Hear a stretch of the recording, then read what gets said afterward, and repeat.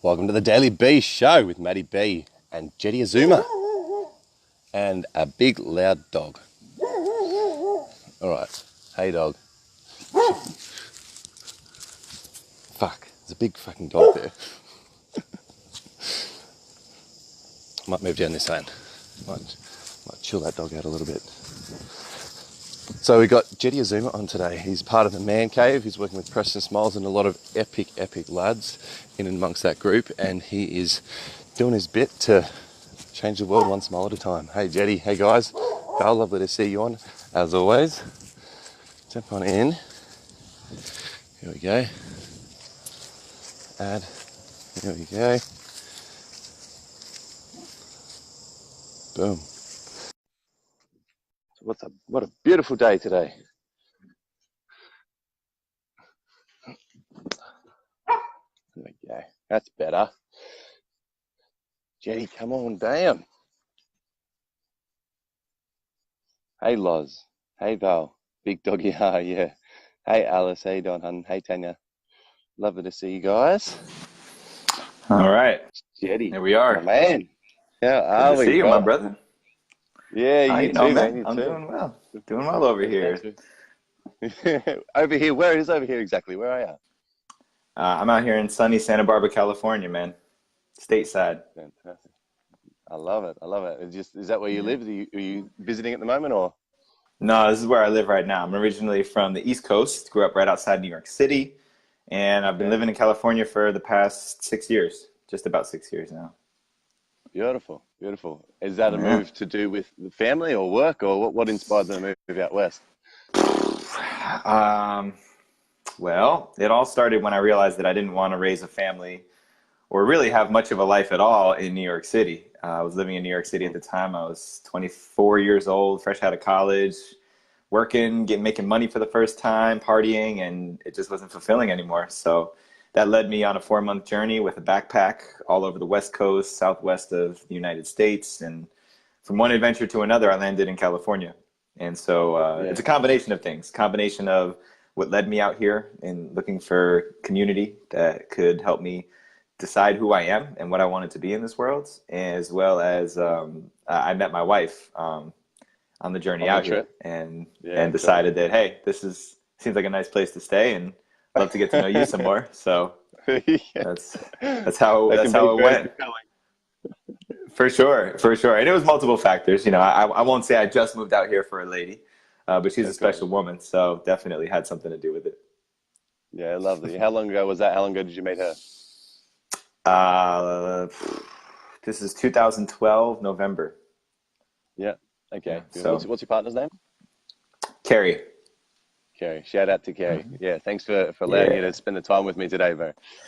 Yeah. She's got our son out in the backyard right now, so she's occupying the little man. Lovely. What's your little boy's name? And how old is he? Sitka. His name is Sitka, and he's almost 3.5 now. Yeah. Beautiful. Yeah. Nice. And so I see you're obviously a family man, and that'd be one of your big main drivers and motivators for doing what you do and keeping you moving forwards. Would that be about correct? Yeah, I mean, I'd say that's the inner circle, the inner ring of what I do. You know, having children is always something that I wanted to do. Having a family was always a part of my vision from even back when I had no idea who I was or how I wanted to impact the world. But beyond that, to me, it's everything, doing everything that we can to make this world a better place, to enrich our culture, so that when we're long gone, my grandchildren, your grandchildren, all of our little nieces and nephews will have a better future to build upon. Yeah, so fantastic. That's really at the root of it, man. You know, everything I do. Yeah, lovely. And so, mate, on that note, for those that don't know you, and now that you've gone through this epic journey to discover yourself as well, can you introduce yourself for those around and let them know a little bit about who Jeddy is? Sure thing, man. So my name is Jeddy Azuma, like we said. Who I am. I am a man. I am a husband. I am a father. I work and coach with men, leadership development, rites of passage work. We already talked a little bit about my journey, how I made it out here out west. I had two purposes, two intentions when I left the East Coast. One was to find a place where I would one day want to raise a family. And the second was to find mentorship, to find men, elder men, who could help me see who I really am and give me some guidance. Because where I was living, I had many friends, a really rich and thriving community in New York City, but we were all 20-something guys and gals trying to find our way in the world and to carve out our piece of the pie. So it was very much like the blind leading the blind. And so, so that journey led me into men's teams, men's circles, discovering the power of taking off that mask for the first time and really sharing my truth and sharing what's going on the inside. And I've been doing that ever since. So really for most of the last decade of my life, I've been sitting in men's circles and doing that work and just compounding and building upon that to the point where I'm the host and creator of the Rising Man podcast, which has been going on for over a year. And I work with Preston in Man Cave, and I'm part of Conscious Man Brotherhood, taking guys out into the wilderness. We just got back from a weekend this past weekend, taking guys out for 3 days, doing some initiatory work. And yeah, so that's what I make my life about right now, supporting those men become the best men they could be. That's awesome, bro. That's awesome. And with respect to opening up and really sharing your truth, like you said, I mean, I've found that once you've actually been in the work and you've been deep in it for a long time as well, it's sometimes hard to reconnect with what it was like back then and to the people that are in those spaces that we once were, unless we're in the actual work and specifically working with people that are in that space. But can you shed some light on that experience for yourself about when you first stepped into that space of really opening up and shedding your truth for those that haven't really quite got there or looking to do something like that? Yeah, absolutely, man. Well, and I'll start by saying this. What makes me good at what I do is being able to connect back to that story. You know, I think any of us who forget where we came from are missing a golden opportunity to connect with the people who need it most. And for me, I was in a position, 23 years old when I graduated with my doctorate, and I was working as a physical therapist. And I became keenly aware that I had no sense of what my life was really about. I couldn't imagine myself working the job that I was stepping into. Like, I was literally walking into a career, a really good career with, you know, really good pay, really good job possibilities. But I couldn't see myself doing that for the rest of my life. In fact, I couldn't even see any images or visualizations of my life past the age of 26. I remember having that distinct feeling that, like, because I other things I could imagine, I could visualize what my life would look like, especially now. It's very clear to me, certain things. Yeah. But back then, it just seemed like blank pages in a book. And that combined with my growing consciousness, my growing sense of, wow, this world is kind of a fucked up place.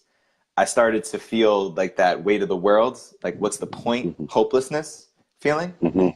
And so I was doing what a lot of people would do. I was smoking a lot of weed, smoking a lot of cigarettes. I was going out having a good time, exploring my spirituality and my sense of what it is to be a human, but from more from that dark night of the soul journey, that painful looking for the bottom type of place.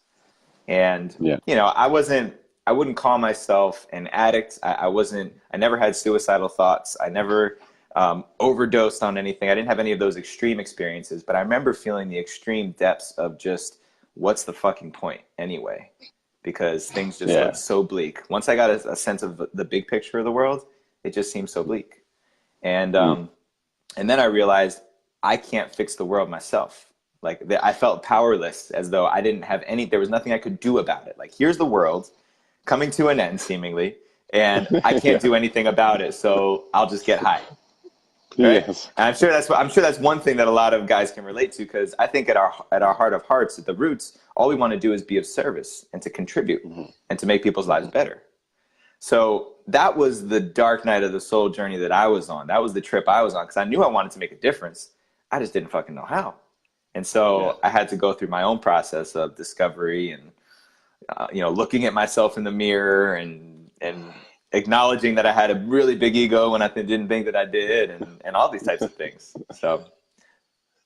All right. So in the light of the theme of the week, letting go and trusting, you shed a little bit of light on that letting go of the ego and that process. Oh, look at you, man! Look at you, masterful spin on that. That's a great interlude there. Yeah, so letting go, man. Ego. I said ego, right? So letting go of the ego. I'll never forget. At the time I was 24, 25 years old, right before I left for California for the first time, I was dating a young lady, You know, I wouldn't call her a woman, definitely more on the girl side of the spectrum. And it was a very toxic relationship. You know, it was so great because I learned so much from it, but the chemistry and the dynamic was very tumultuous. It was very dark. It was very painful on both sides of the relationship. And I'll never forget, because I came into this, my perspective of the relationship is, here I am, you know, all woke and shit, and knowing what it means to be a really conscious and loving person, trying to come in and save this person, you know, because she had her stuff that she was going through. She was a little bit younger than me. So that was the perspective I saw the relationship from. And I remember one day when we were like fighting about something, and she's like, you know what? You have such a big ego. And I was like, me? You're talking about me? Mr. Humble over here? Like, you know, are you kidding me? I have a big ego, because at that time I thought ego was Kanye West. I thought ego was all these, you know, guys who were, you know, obviously in their ego.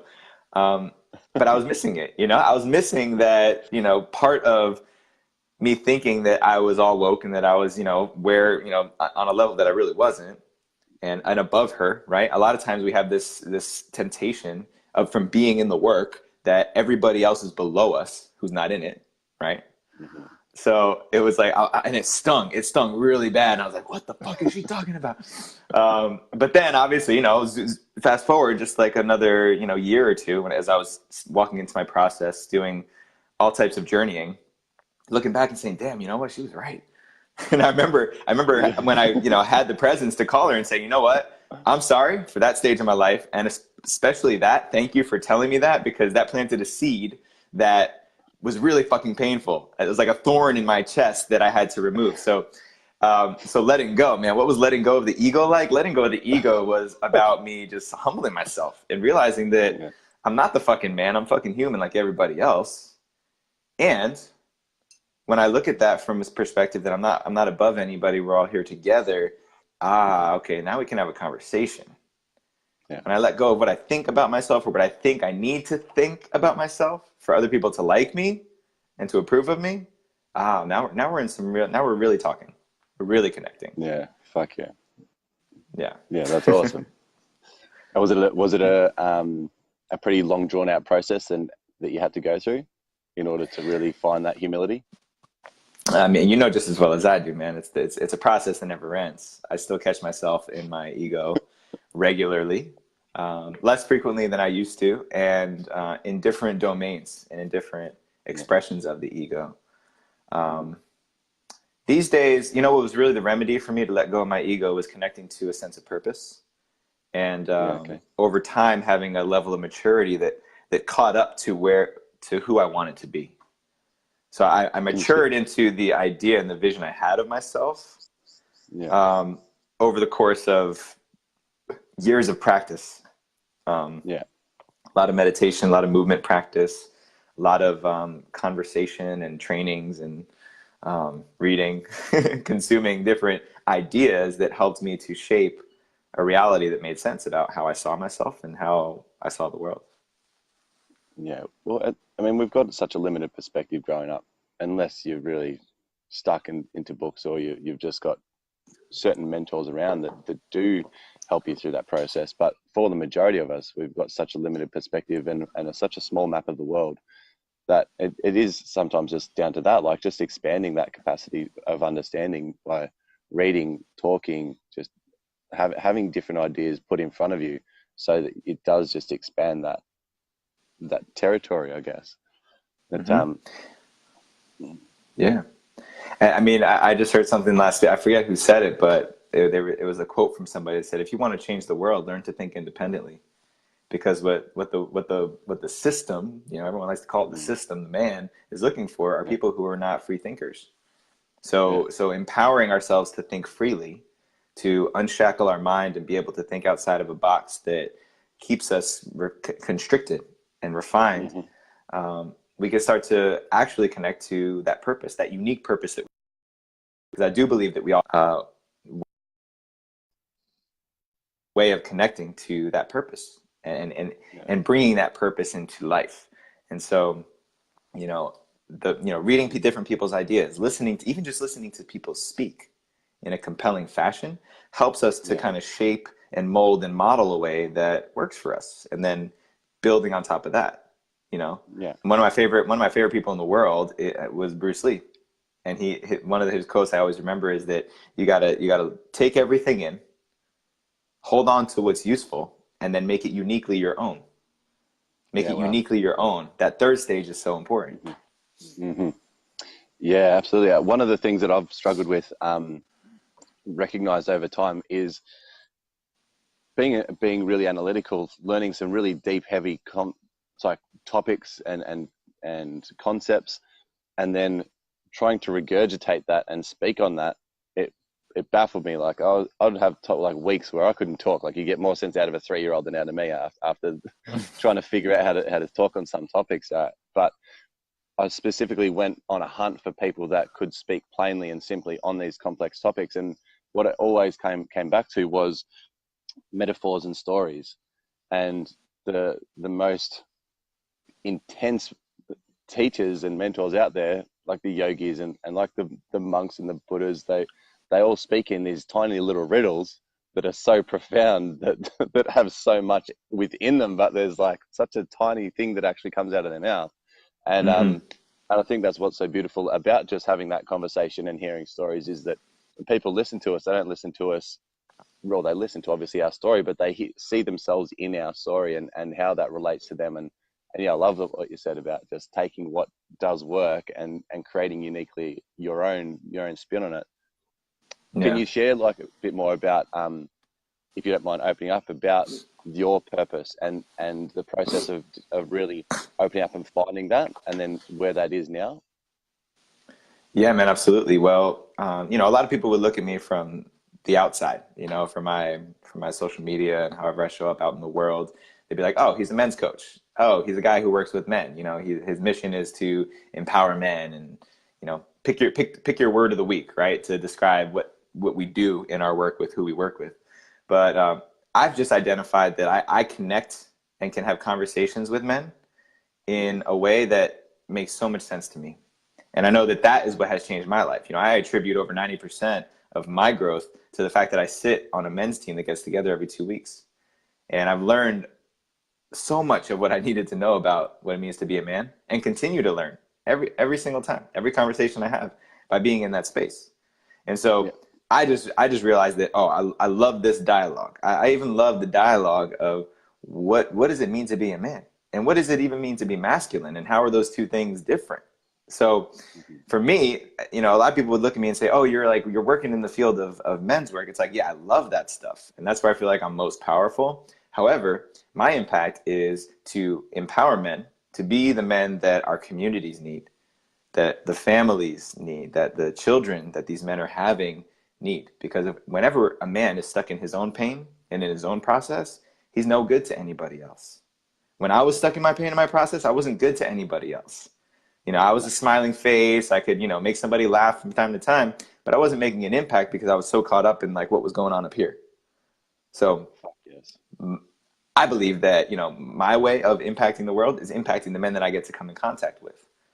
And by having a dialogue, and not being in this position, like you said, like a lot of these yogis and the gurus who want to stand on a stage and teach, it's more about conversating and creating relations that are powerful, and constantly being in this question, this curiosity. Well, what does it mean to be a man? What do we want it to mean to be a man? Mm. Yeah. Asking these powerful questions of each other. Yeah, that's full on. What is that to you? What's the answer for that for you?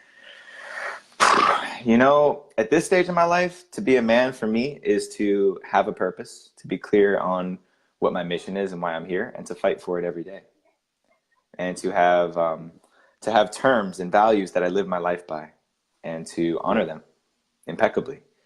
And I like to keep it that simple, so Yeah, that so beautiful. that you can plug and play that anywhere. And you may have different values than I do, or Yeah. some that are similar, but again, it's what's uniquely yours and what uniquely works for your mission. I love that. And what's uniquely yours, and what I wanted to, well, what's coming to me, right, is that we're all artists in our own way, right? And Mhm. for a lot of people that aren't doing the work with men, or even coaching, there's a lot of coaches and healers in my network and that follow this, but some people just like to paint.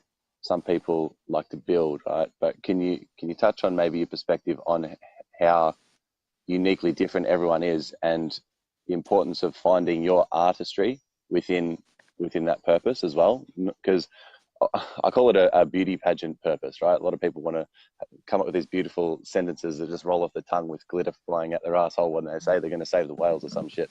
But essentially, it's like, like what's yours is yours, right? So yeah, just could you touch on the importance of that uniqueness and purpose being whatever that artistry is within the individual? Yeah, man, for sure. You know, it's funny. It makes me think. I'm not a big Tony Robbins person. I think he's amazing in what he's done for the field of transformational work. But I don't consume and I've never been to one of his events, and I don't consume all of his stuff. But there is one thing that he talks about that really sticks with me, that I've heard him talk about a lot, and that's the need to feel whatever word he uses, valuable or meaningful.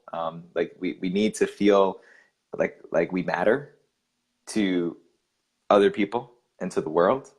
And I think that that's what shapes a lot of the need to do something or be a certain way. Is, you know, we've decided as a people, as a society, that certain things are more meaningful and valuable than others. Yeah. You know, to the point where even outside of our species, we don't give a lot of value to what the bees do. Not everybody. I mean, a lot of people are, you know, of course, there's more information out there. People know that without bees, the entire ecosystem starts to fail. But most people aren't thinking about bees on a regular basis. You know, how many people are thinking about the animals out there who are tending to the landscape? They don't even think about that stuff.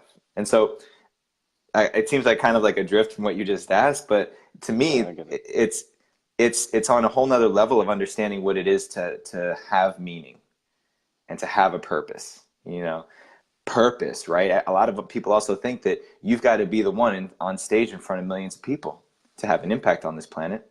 Why? You're telling me that the guy who lives 4 doors down from me, who's working 2 jobs to raise his 3 kids and his wife, doesn't have isn't as significant? That's the word. Significance is the word he uses. You telling me that man is not as significant as as Tony Robbins? Yeah. Come on now. Exactly.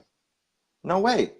So, you know, so when it comes back to what you were asking about, how do we identify and appreciate our own unique purpose and recognize the meaning? I think it's when we give ourselves permission for that significance and that meaning not to matter. Yes. That it just matters like on what's on your heart and what you want to do.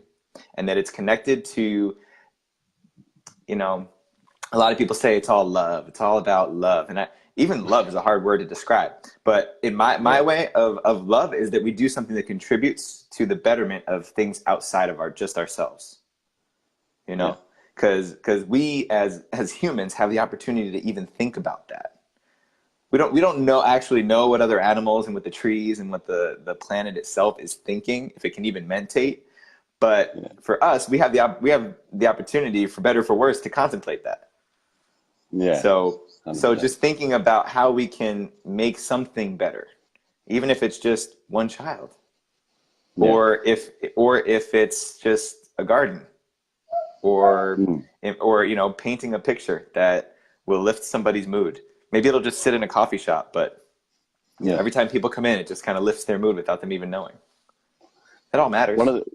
It does 100%, and that's one of the things that sort of provoked the expression in the Daily Bee, like believe, express, and evolve. Because I had this conversation with a friend who is an amazing artist, an amazing drawer, but she doesn't show people her work.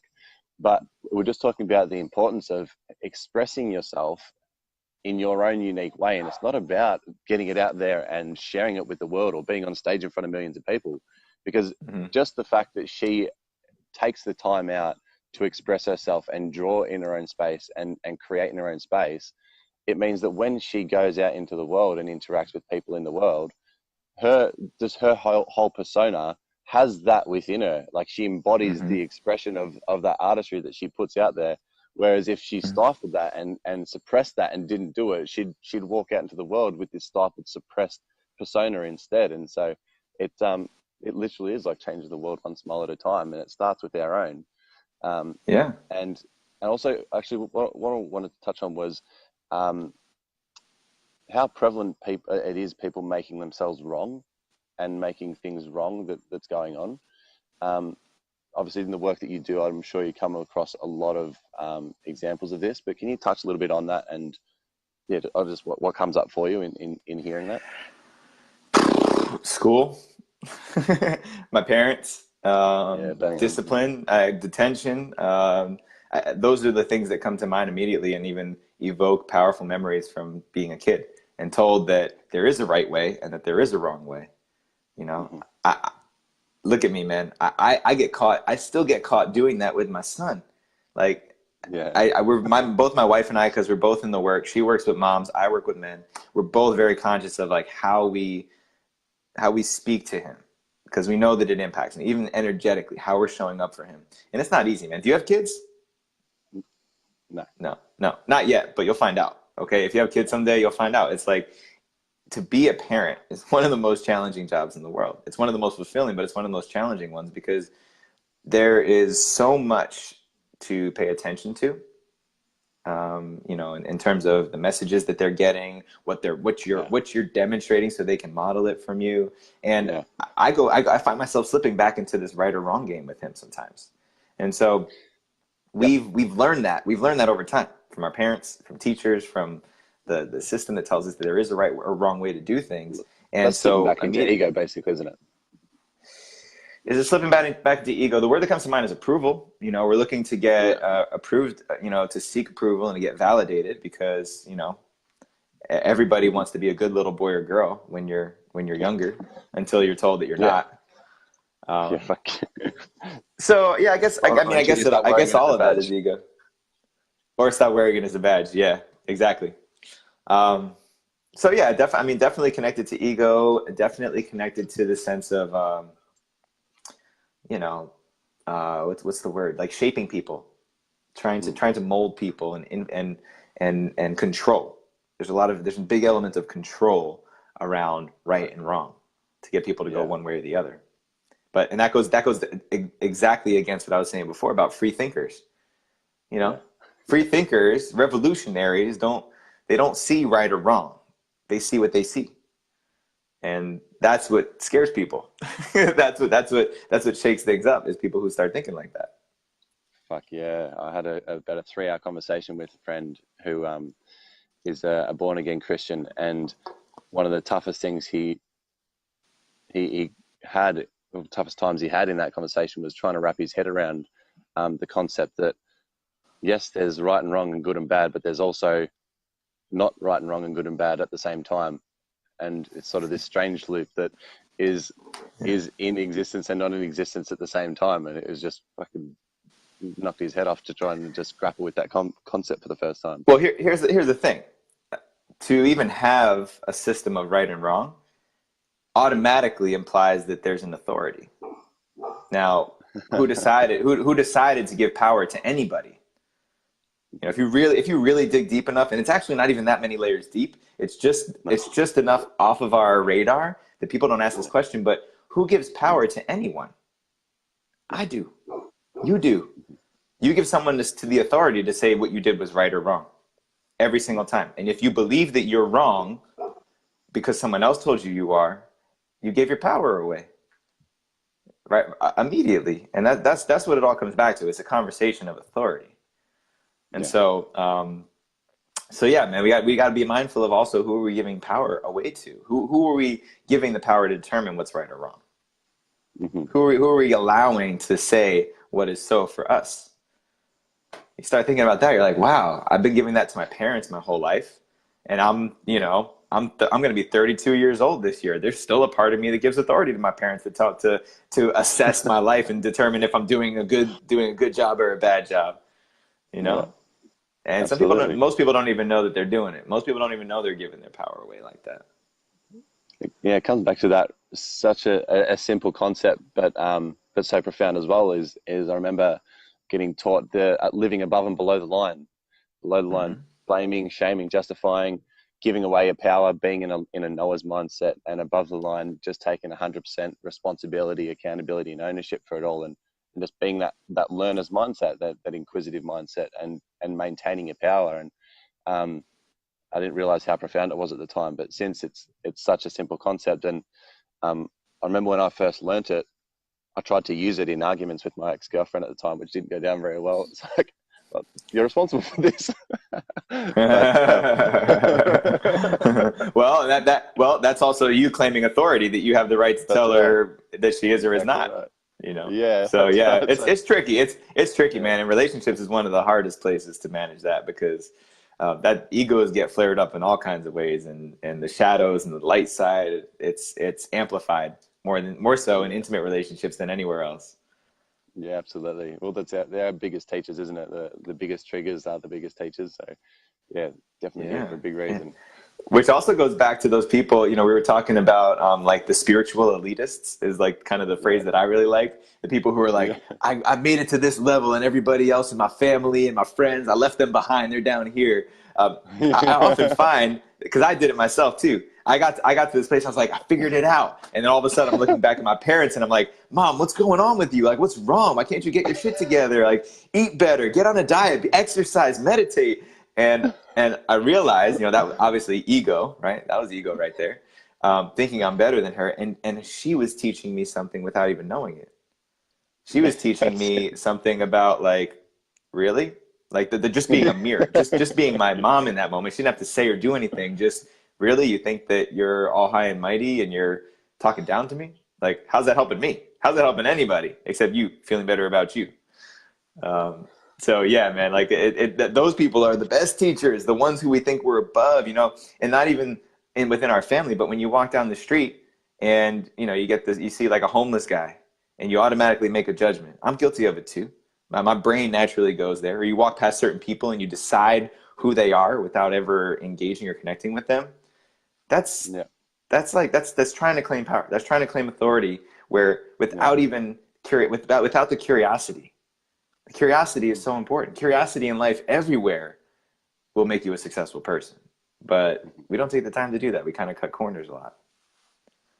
Yeah, I think something that helped me was this this notion of, and it might have been after I read the Moses Code, that I am that I am, and just literally walking around and subscribing to the concept that I'm one with everything. And so this notion of self-love, people talk like, do affirmations, tell it to stand in front of the mirror, love yourself. But then they go for a drive down the street, they curse the fucking traffic, they hate on their boss, they fucking kick the cat, right? And it's like, if I'm going to practice self-love, it is loving everything within me and without me. And that's had a pretty profound effect as well, just on how I approach the world outside of me as well. And it really is like, I recognize that when I get triggered now, it's because someone's showing me something that I haven't dealt with. I haven't learned to really own within myself yet. And so it is that notion, you win or you learn. You know, we're either celebrating or we're fucking learning in some way. And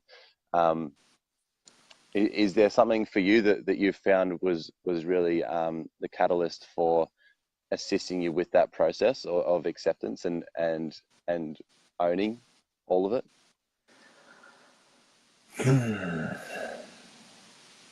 You know, the first one that comes up for me is that I decided that I was more committed to being useful and helpful for people than being right.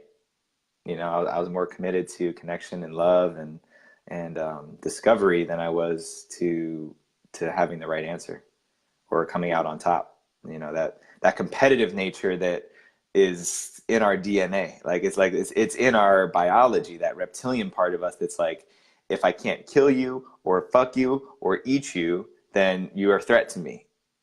Right? It's like that really basic part of our biology that obviously we can rise above. We can choose to rise above, but it still shows up in these subtle ways in our lives. So when I decided that I wasn't really interested in competing with people, but to growing and evolving along with people, and that was what it really changed for me. And so, I mean, all kinds of work, man. You know, all kinds of work. One of the most powerful tools that I've experienced has been the mirror of a very dropped in, authentic, genuine, committed circle of men. because at least in my experience, there's a certain space, a certain safe container that's created with men who are willing to go deep and honoring the values of confidentiality that allows us to really say what's going on, and to really and to really be to look in the mirror of the men. And if I've got 9 guys telling me that I'm showing up differently than I think I am, I'm going to look at that. You know, I'm going to look at that and say, okay, what am I missing? What is the disguise or the illusion that I'm seeing that nobody else in the world is seeing? That's really what personally has made the difference for me. And I think that for men, women, children, anybody, just having really honest people in your life whose opinions you trust and whose perspectives you're willing to look at and not just shut down if you don't like them is really the key. So however we set that up or create that for ourselves, I think that's really the way to get there. That's awesome, man. I had a conversation the other day with someone where we're talking about sort of that connectedness to everyone again, and where we get to choose. Like, you can hang out with a homeless guy on the street and you're going to learn some stuff, or you can hang out with some narcissist or some egocentric people, which is essentially mirroring the ego within you, or the homelessness within you, or whatever that is. Right? We get to hang out with that aspect of ourselves, or you can choose to hang out with the enthusiastic, ambitious, driven, loving, compassionate versions of ourselves as well. And it is like who we surround ourselves with has that massive impact. So when we take back that control and that power, it's it really is just painting our environment in the colors that we want to paint it in. It's fucking beautiful, and really impactful. In the spirit of letting go, man, that reminds me of something else based on just what you were saying, is having the courage to let go of relationships that don't serve us anymore. Like, that is a big deal, especially because another part of my past is I learned to survive through middle school, high school, college by being a people pleaser, by doing whatever it took to get people to like me. And I became an expert at earning people's affection. That even to this day, there's very few people who just don't like me, at least that I know of. Maybe they don't like me behind my back, but I'm a pretty likable person, and I honed that craft, and I love it. I own it now because I know that it's also an asset. But it became a handicap for me because that was my only move, was earning people's affection. And I became a prisoner to people's approval. And so there was things I was doing in relationship dynamics to try and earn people's approval and people's love, people's affection, that was keeping me tied to relationships that didn't serve me anymore. Again, that same dynamic of giving power and authority away to tell me if I'm a good person or not, if I'm lovable or not. And so one of the most powerful things we can learn to do is to let go of relationships that don't line up with the direction where we're going. And it doesn't mean that you have to cut people off and kind of like this. I think a lot of people think of it's like all or nothing. Either I love you or fuck you, you're dead to me. You know, it doesn't have to be that. It doesn't have to be that. But some people are like, it's that. It's very dramatic. But sometimes it's like, hey man, you know what? I used to go and get beers with you and watch the game every Thursday night, but I'm just not about that right now. You know, what I'm actually about is taking that time to work on some of the things I'm really passionate about, because my vision is to create this business that will help people and help me get out of the work that I'm doing. So, I'm sorry, man, that's just not who I am anymore. And to invite people into that, say, if you're interested in that and talking on a deeper level, instead of getting beers and watching the game, let's come over to my house and let's chat. Yeah. Or, I love you and thanks for the good times. Yeah. And and that is massive as well, I think, is because people do think it's like a dagger through the heart, or love, sunshine and rainbows. But from my experience and what I'm finding a lot of people as well, and let me know if this was yours as well, is that when you do start creating and designing what you want and moving forwards towards your own passions and purpose, it's not that anyone needs to be killed off. It's more just an inner mentality that we find of that letting go of those relationships, because they just organically and naturally just flake away as new ones come in that are going to support that new process and that new path. And so, I mean, the boys are still the boys, the girls are still the girls that I used to hang out with, and they're still there, and I can call them up any day and say good day, and I do. But the frequency of interaction is just not as much as what it once was, and it's not. Yeah, you have to fucking kill them off like fuck you. Yeah. Well, and some people you do. Some people you do. Some people you got to say, hey man, you know what? The way that you show up doesn't match my values anymore. Like I know maybe at some point that's what I was, but I'm not choosing that anymore. And so, you know, this is it. You know, thank you. I wish you bless you, good life, but I'm not about that. So some people need that. And those are the hardest ones. But you know, there's always an opportunity to renegotiate a relationship. In fact, I think it's a really powerful leadership move to step in and to say, hey, you know what? I'm noticing that I'm showing up differently in this relationship. And here's why I think it's happening on my end. Taking ownership, like you said before, you know, the definition of a man or the definition of just an adult period is taking ownership and responsibility for everything. Here's my piece of this relationship. Here's how I'm showing up in this relationship. And here's my invitation. And then asking the question and listening, being more curious instead of just like always projecting out into the world and talking, saying how we think it is without ever really asking what someone else is feeling or what someone else is thinking. Yeah. That's it. Really taking that opportunity and recognizing that it is a learning opportunity, not just someone being a fucking pain in the ass and leaving it at that. Yeah, exactly, man. For sure. Bro, one thing I want to ask about, which has come up a lot, which I'm grappling with, I guess, myself, is this men's groups and women's groups and this pendulum swing from a male-driven society now to a female bicep-ridden feminist movement into this now this sort of split of like the men's groups and then the women's groups and the blokes over here and the women over there. And I'm just wondering your perspective of that and when this pendulum is going to balance itself in the middle again. That's a great question, man. It actually came up on one of the podcast episodes I did recently. I think it was like 4 or 5 episodes ago with my close brother, Sean Berry.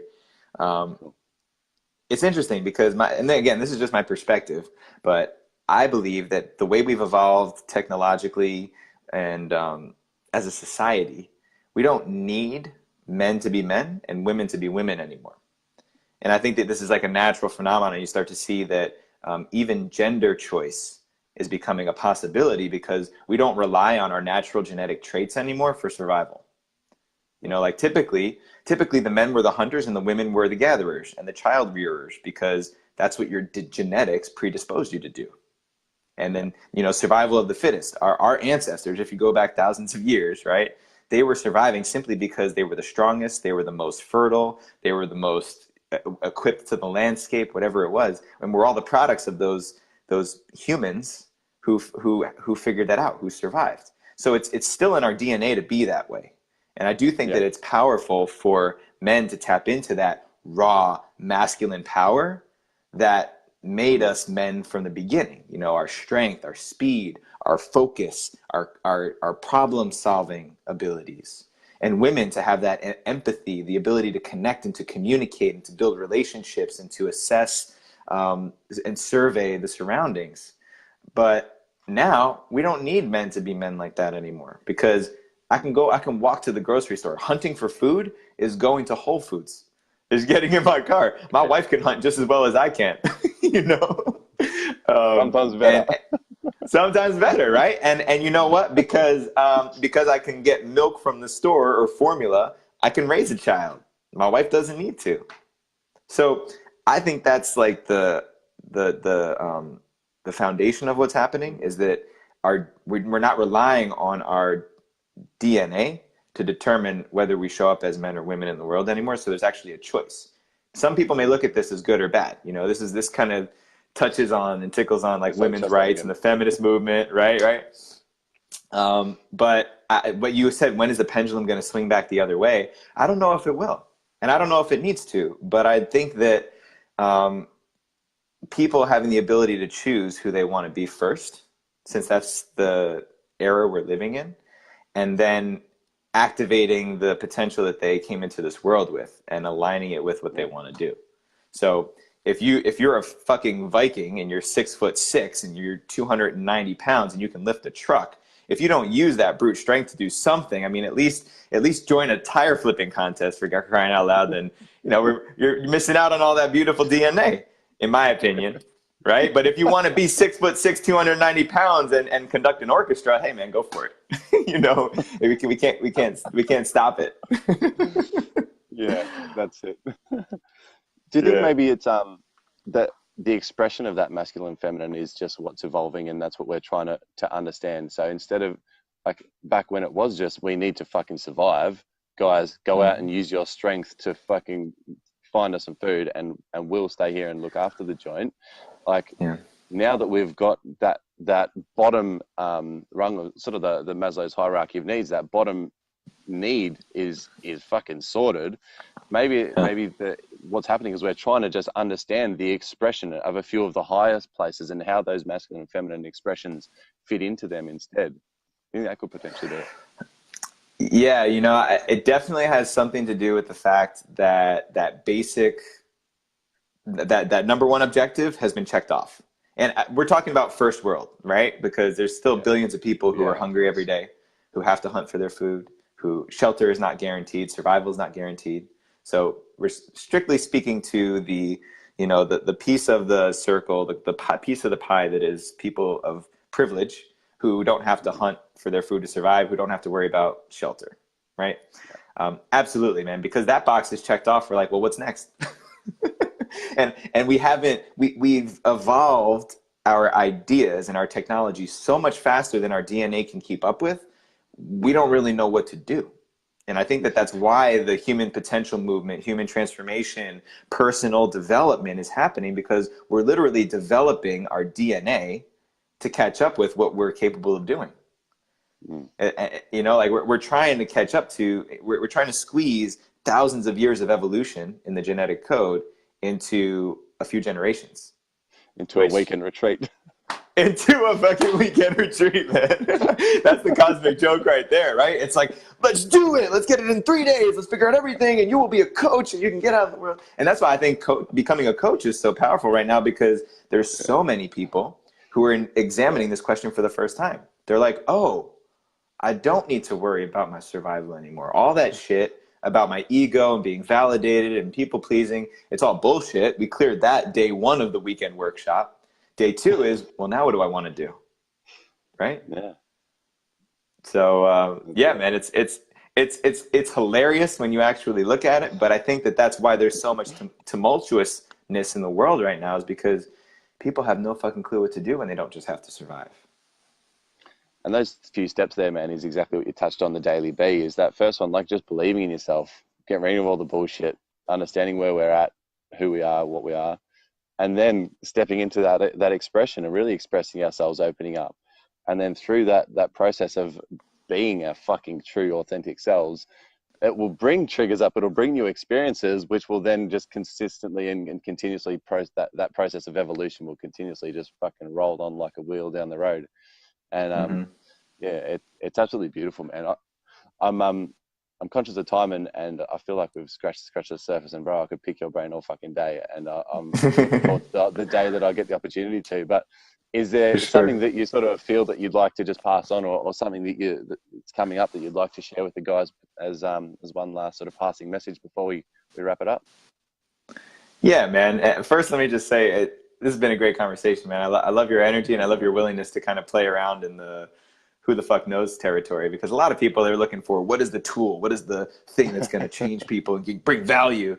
Sometimes we just get to talk and like jam on it. So thank you for that opportunity. My pleasure.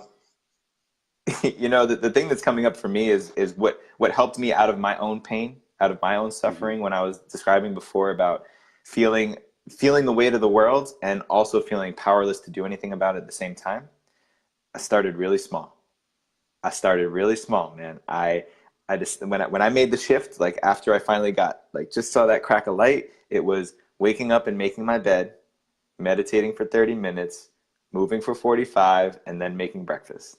And I did that every single day for like 4 months, and just really took ownership of myself and became to connect to what's really there when I strip away a lot of the other shit that I've been stacking on top of it. And then seeing how I can have an influence on just like I was living with one of my friends and his wife, and I was seeing the power of just having a conversation with his wife over breakfast. Like, oh, that was my impact right now, right today. I'm connecting to her. I'm showing her love. We're having one of these back and forth conversations, and there's value there. And then seeing how that permeates out over time, not just over a few months. I'm talking about years and decades even. And now, like being this on this Facebook Live with you, I see all these names popping up, all these wonderful people with these amazing comments, and realizing, oh wow, my ability to express and have my conversation and my thoughts affecting other people has grown from when I used to wake up and make my bed, meditate for 30 minutes, and move my body for 45 before breakfast. It's like, if you just do those things really well for long enough, then before you know it, you will find yourself. Which You just seems got to a commit lot to doing longer that. at the start than what it actually is once you've gone through it as well. Would you Yeah, say yeah, that? but that's the other thing, man, too. You know, it's like, why rush? What is the rush? What is the Mm. rush of trying to get somewhere? I think it all circles back to why we think we need to be someone and something right now. But, you know, just own your space of own your part of the earth that you're occupying right now. Just do that, because that's what the animals are thinking about. They're not worried about all this other. They're not worried about their social media following, you know. They're not worried about their dating life, or if they're, you know, the biological clock is starting to tick and am I going to be able to have kids? Like, come on, man. What's going on right now? Yeah, man, that's it. It's so fucking simple and it's so blissful and just makes life so easy when you're just in that space. Like, we've got nowhere to be, we've got nowhere to go, we've got nothing to do. Just fucking Hmm. chill the fuck out and be where you're at. There you go, man. That's the daily B right there. Chill the fuck out and be where you're at. Boom. Awesome, bro. Thank you, brother. Thank you so much, man. And thank you guys for joining us and anyone's watching the replay. And yeah, man, I'm gonna have to check your podcast. I didn't realize you're actually doing one. So I'm looking forward to getting stuck into a few of them episodes too. So what, Yeah, and man. The Rising where Man can people podcast. reach Come you? check it out. Where can You people know, reach you and everybody find who's you? on here, just follow me, friend me on Facebook. You can look at me up on Instagram too, at Jeddy Azuma. I'm the host and creator of the Rising Man podcast, geared towards men, but a lot of ladies have been listening, so check that out too. And everything else I do, you can find through my social media. So we'll keep it simple. Fantastic. Thank you, brother. Have an amazing You day. I'm got it, looking forward man. to catching up. Likewise, bro. Thanks for having me on, man. Take My care. pleasure. See you guys. Peace.